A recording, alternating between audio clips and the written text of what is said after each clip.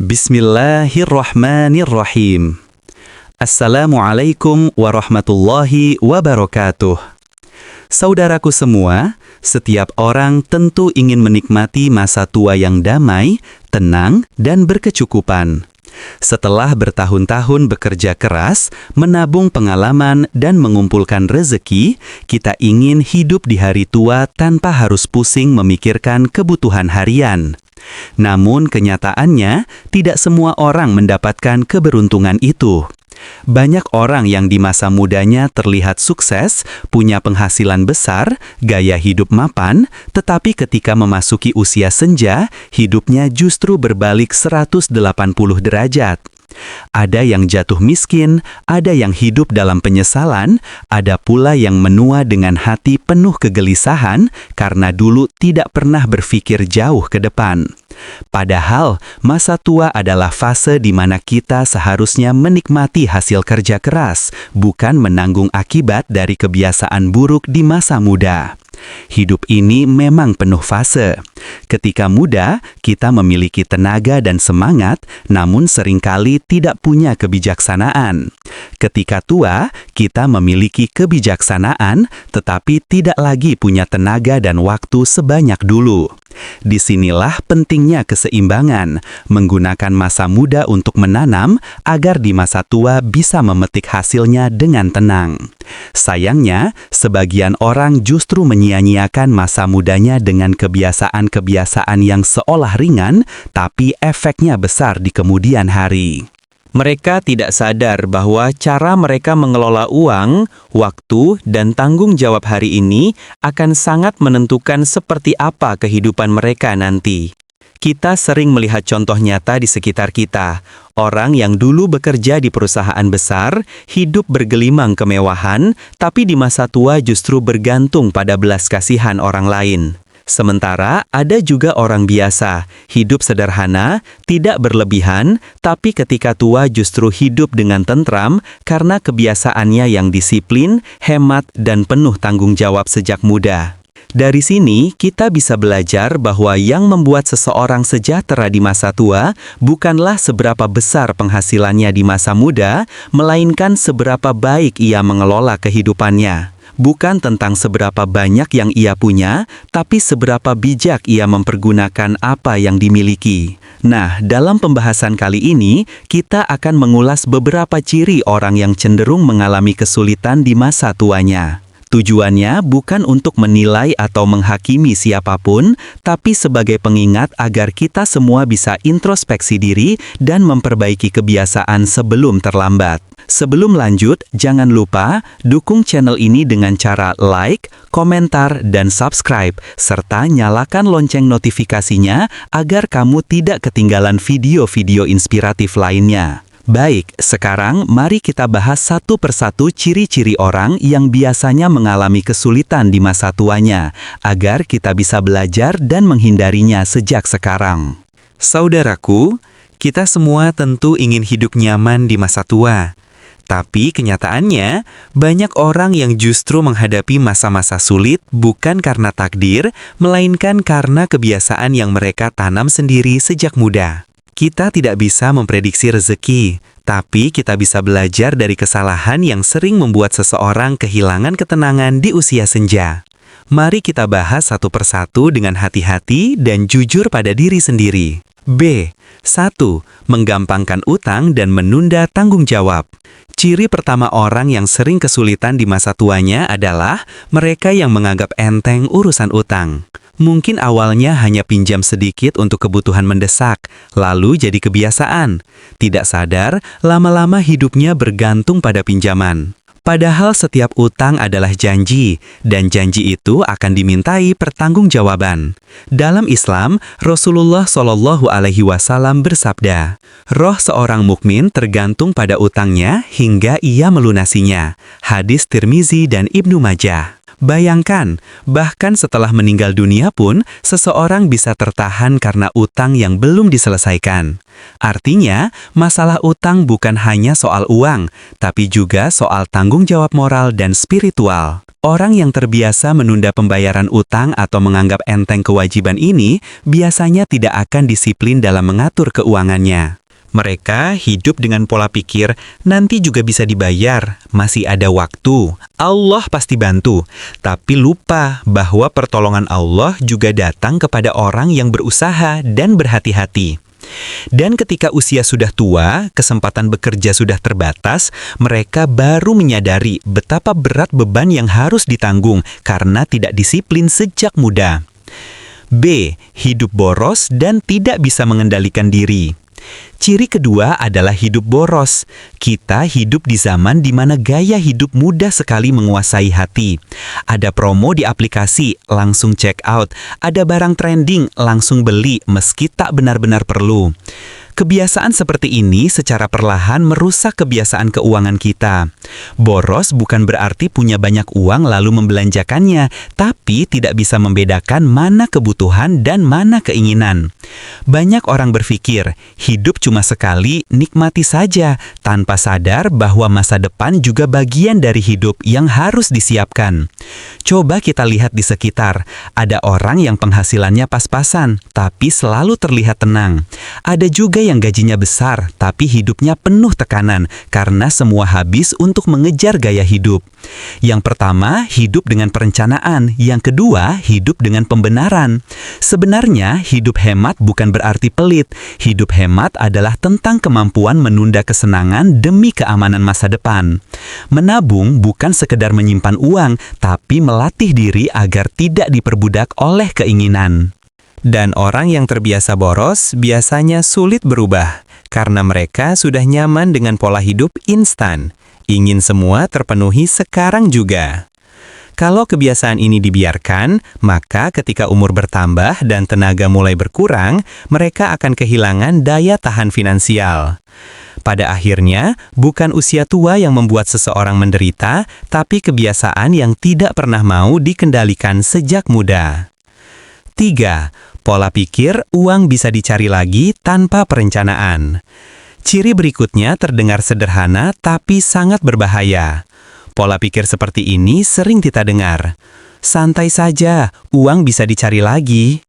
Sekilas terdengar optimis, tapi sebenarnya itu adalah bentuk kelalaian. Orang yang berpikir seperti ini cenderung menghabiskan uangnya tanpa rencana. Mereka tidak punya target, tidak punya catatan pengeluaran, dan tidak punya arah. Yang penting hari ini bisa makan, bisa bersenang-senang, besok urusan nanti. Padahal hidup bukan sekedar tentang hari ini. Kalau kita terus-menerus berpikir besok bisa dicari lagi, lama-lama kita akan kehilangan semangat untuk menyiapkan masa depan. Bayangkan seseorang yang setiap hari bekerja keras, tapi setiap kali gajian, uangnya langsung habis untuk hal-hal yang tidak penting. Awalnya mungkin terasa biasa saja, tapi setelah bertahun-tahun, dia sadar tidak punya apa-apa. Tidak ada tabungan, tidak ada aset, bahkan kadang utang pun menumpuk. Kalimat uang bisa dicari lagi hanya benar bagi orang yang masih punya kemampuan, tenaga, dan kesempatan untuk bekerja. Tapi ketika usia sudah senja dan kesehatan mulai menurun, uang sudah tidak semudah itu untuk dicari lagi. Saat itulah banyak orang menyesal, andai dulu aku lebih hati-hati. Saudaraku, rejeki memang milik Allah, tapi Allah juga memerintahkan kita untuk menggunakan akal sehat dalam mengelola apa yang dititipkan. Sikap optimis itu baik, tapi harus diiringi tanggung jawab. Optimis tanpa perencanaan hanyalah bentuk kemalasan yang dibungkus kalimat indah. Jadi, mulai sekarang, kalau kita masih sering berkata, uang bisa dicari lagi, ubah kalimat itu menjadi, uang bisa dicari lagi, tapi kalau waktu dan kesempatan hilang, tak akan kembali. Karena sesungguhnya, yang membuat seseorang sejahtera di masa tua bukanlah keajaiban, melainkan kebiasaan yang disiplin dan penuh kesadaran sejak muda. 4. Membeli barang yang tidak diperlukan. Saudaraku, kita hidup di zaman yang serba cepat, serba mudah, dan serba menggoda. Satu klik di ponsel bisa membuat barang datang ke rumah. Kadang bukan karena butuh, tapi karena tak tahan lihat promo.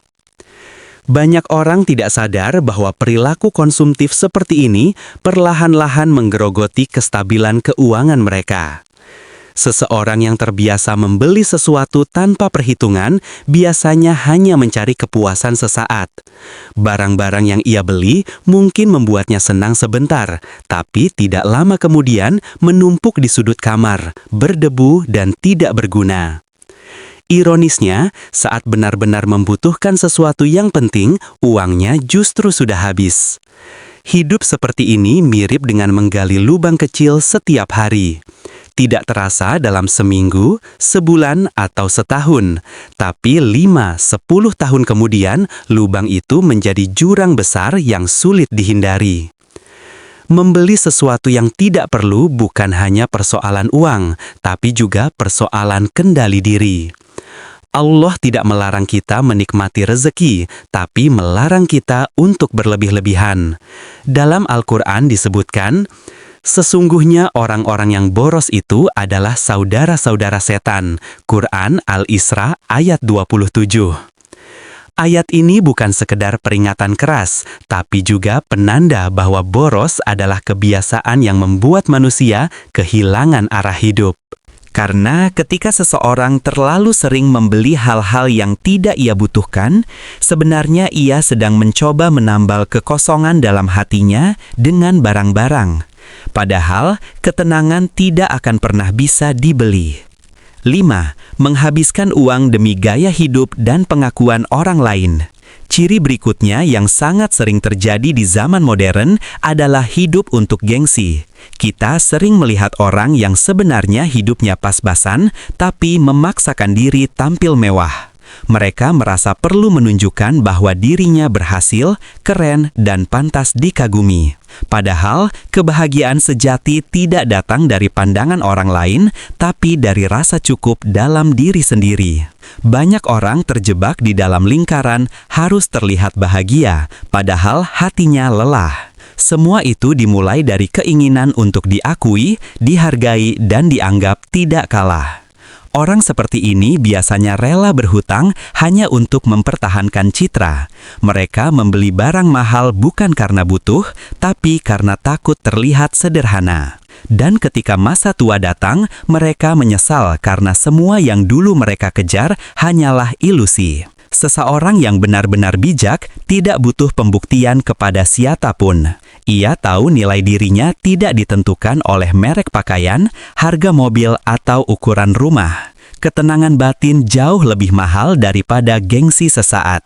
Kalau kita terus hidup hanya untuk mengejar penilaian orang, maka hidup kita akan diatur oleh orang lain.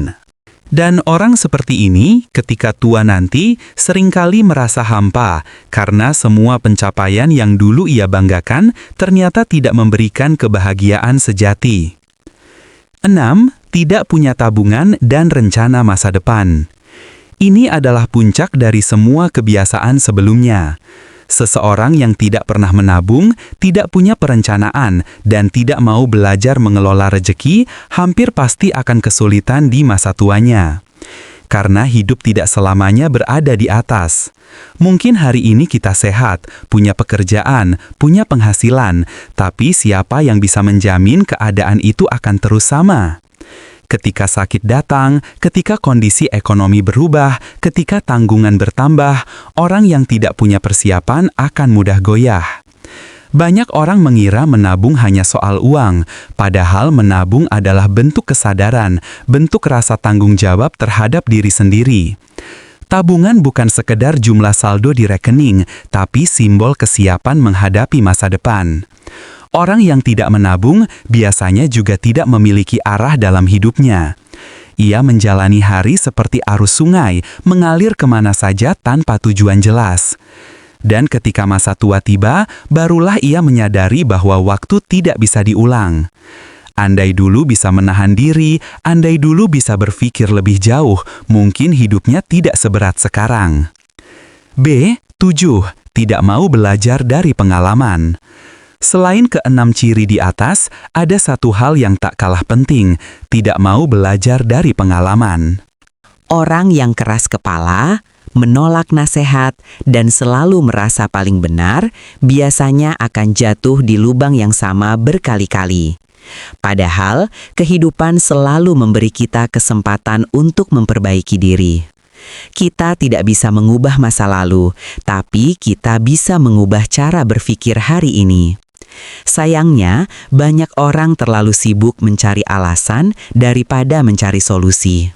Ketika diberi nasihat, mereka berkata, "Hidupku begini aja udah cukup," atau "Aku udah tahu semua itu," padahal belum tentu dijalankan. Sikap seperti ini membuat hidup stagnan dan tidak berkembang. Barah, refleksi dan penutup. Saudaraku, masa tua bukan sesuatu yang menakutkan. Justru ia adalah masa di mana kita bisa menuai apa yang kita tanam.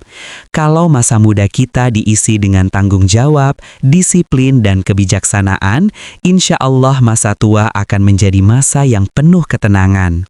Tapi, kalau masa muda dihabiskan dengan boros, malas, dan tanpa arah, maka masa tua bisa menjadi waktu yang berat, bukan karena takdir yang buruk, tapi karena keputusan yang salah. Setiap hari adalah kesempatan baru untuk berubah. Kita mungkin tidak bisa langsung mengubah hidup sepenuhnya, tapi kita bisa memulainya dari hal kecil, menabung sedikit setiap bulan, belajar mencatat pengeluaran, berhenti membeli hal yang tidak perlu, atau menunda kesenangan sementara demi keamanan masa depan. Percayalah, perubahan besar selalu dimulai dari langkah kecil. Dan langkah kecil hari ini bisa menjadi penyelamat besar di masa depan. Jadi sebelum hari tua datang, mari kita siapkan diri sebaik mungkin. Bukan dengan ketakutan, tapi dengan kesadaran. Bukan dengan menyesali masa lalu, tapi dengan memperbaiki masa kini. Semoga Allah memberikan kita semua rezeki yang berkah, umur yang bermanfaat, dan hati yang selalu bersyukur dalam setiap keadaan. Amin ya Rabbal Alamin. Wassalamualaikum warahmatullahi wabarakatuh.